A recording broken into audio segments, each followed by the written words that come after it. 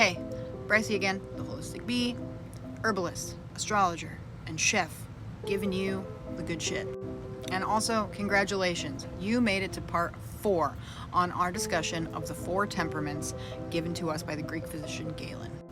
This is fundamental knowledge in practicing herbalism because this takes us back to our deep, deep roots of traditional Western medicine. These methods are essential to understanding how we pair herbs with our needs. And hey, if this is the first video of me that you're seeing, go back and watch the rest because we learning a lot here. Okay, so the 4 temperaments given to us by Galen, also linked with the 4 elements, the 4 classical elements given to us by Empedocles. Some of these Greek names are so hard to say. So the 4 temperaments are sanguine, choleric, melancholic, and the one that we're going to be talking about in this video, phlegmatic, which is also linked to the water element.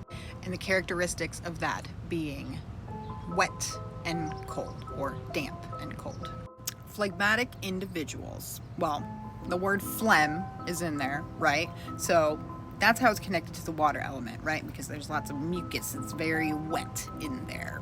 But as a people, phlegmatic types are usually very patient, easygoing, very self-reflective. They tend to be nurturing, gentle, very good listeners, but can also be very emotional, weepy. They're also prone to lethargy, procrastination, and just general lack of motivation.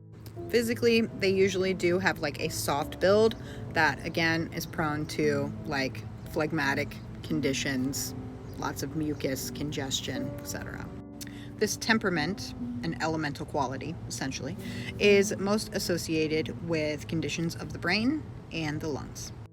The best categories of herbs and or foods for this temperament, this type, include warming, drying, and stimulating. Need to kind of, bring some of that cold out, dry some of that excess moisture, and boost circulation, stimulate that motivation, stimulate that activity, get them moving. And honestly, that wraps it up. That's our discussion on the 4 temperaments.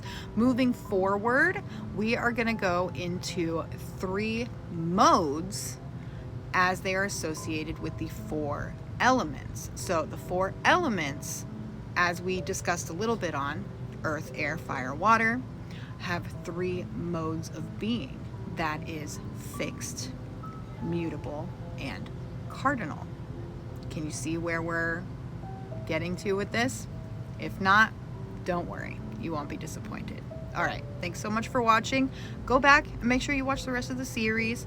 If you're loving this, save, comment, like, follow, do whatever you got to do to keep me in your algorithm, and I'll see you next time.